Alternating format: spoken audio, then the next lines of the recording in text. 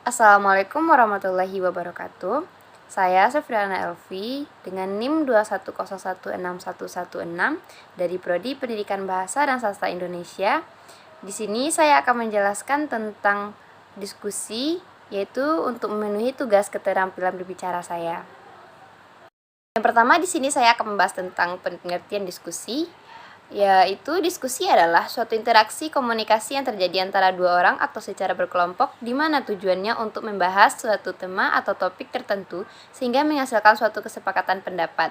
Pendapat lain mengatakan, pengertian diskusi adalah proses pertukaran pikiran, gagasan, dan pendapat yang dilakukan oleh dua orang atau lebih untuk mendapatkan suatu kesimpulan atau kesepakatan bersama pendidikan.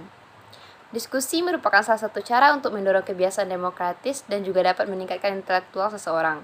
Diskusi bisa dilakukan di mana saja, namun pada umumnya kegiatan ini biasanya dilakukan di suatu organisasi atau komunitas maupun lembaga pendidikan. Selanjutnya, pengertian menurut para ahli. Yang pertama, menurut Usman, diskusi adalah suatu proses yang teratur yang melibatkan sekelompok orang dalam interaksi tatap muka yang informal dengan berbagai pengalaman atau informasi, pengambilan kesimpulan atau pemecahan masalah. Yang kedua, menurut Ariens, diskusi adalah suatu situasi pendidik dan peserta didik atau peserta didik dengan peserta didik lainnya bercakap-cakap dan berbagi ide dan pendapat. Yang ketiga, menurut Samani, diskusi adalah pertukaran pikiran, sharing of opinion, antara dua orang atau lebih yang bertujuan memperoleh kesamaan pandang tentang suatu masalah yang dirasakan bersama. Yang keempat, ada menurut Ernasari, diskusi adalah kecakapan ilmiah yang responsif berisikan pertukaran pendapat yang dijalin dengan pertanyaan-pertanyaan problematik, pemunculan ide-ide dan pengujian ide-ide ataupun pendapat dilakukan oleh beberapa orang yang tergabung di dalam kelompok itu yang diarahkan untuk memperoleh pemecahan masalahnya dan untuk mencari kebenaran. Dan selanjutnya ada langkah-langkah pelaksanaan diskusi. Yang pertama ada langkah persiapan, merumuskan tujuan yang ingin dicapai, baik tujuan yang bersifat umum maupun tujuan khusus, menentukan jenis diskusi yang dapat dilaksanakan sesuai dengan tujuan yang ingin dicapai, menetapkan masalah yang akan dibahas, mempersiapkan segala sesuatu yang berhubungan dengan teknis pelaksanaan diskusi, misalnya ruang kelas dengan segala fasilitasnya, petugas-petugas diskusi seperti moderator, not tulis, dan tim perumus manakala diperlukan. Yang kedua, pelaksanaan diskusi, memeriksa segala persiapan yang dianggap dapat mengaruhi kelancaran diskusi, memberikan pengarahan sebelum dilaksanakan diskusi, misalnya menyajikan tujuan yang ingin dicapai serta aturan-aturan diskusi sesuai dengan jenis diskusi yang akan dilaksanakan. Melaksanakan diskusi sesuai dengan aturan main yang telah ditetapkan. Dalam pelaksanaan diskusi, hendaklah memperhatikan suasana atau iklim belajar yang menyenangkan, misalnya tidak tegang, tidak saling menyudutkan, dan lain sebagainya. Memberikan kesempatan yang sama kepada setiap peserta diskusi untuk mengeluarkan gagasan dan ide-idenya, mengendalikan pembicaraan kepada pokok persoalan yang sedang dibahas. Yang ketiga ada menutup diskusi, membuat pokok-pokok bahasan sebagai kesimpulan sesuai dengan hasil diskusi, mereview jalannya diskusi dengan meminta pendapat dari seluruh peserta sebagai umpan balik untuk perbaikan selanjutnya. Selanjutnya ada tempat duduk diskusi. Bentuk-bentuk pengelolaan tempat duduk, yang pertama formasi huruf U, kedua formasi corak tim, ketiga meja konferensi, 4 lingkaran, 5 kelompok, yang keenam ada workstation, ke-7 breakout groupings, ke-8 ada susunan chevron, 9 ada kelas tradisional, dan ke-10 ada auditorium. Selanjutnya ada manfaat diskusi, yang pertama menyelesaikan masalah. Seperti yang sudah dijelaskan sebelumnya, tujuan diskusi adalah untuk menyelesaikan masalah yang sedang dialami.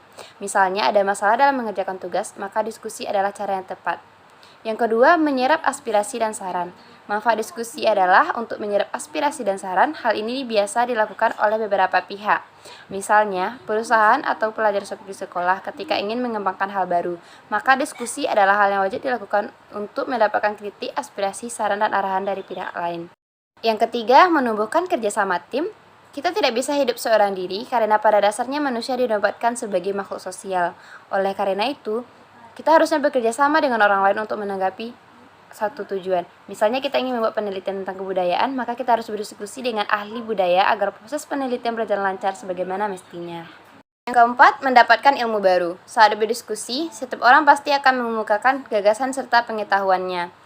Nah, gagasan itu kadang tidak terpikirkan, sehingga menjadi pasukan dan ilmu baru bagi yang mendengar, sebab kapasitas berpikir dan pengetahuan setiap orang berbeda-beda. Sehingga dengan adanya diskusi, maka semakin luas juga ilmu pengetahuan yang akan didapatkan. 5. Melatih kreativitas.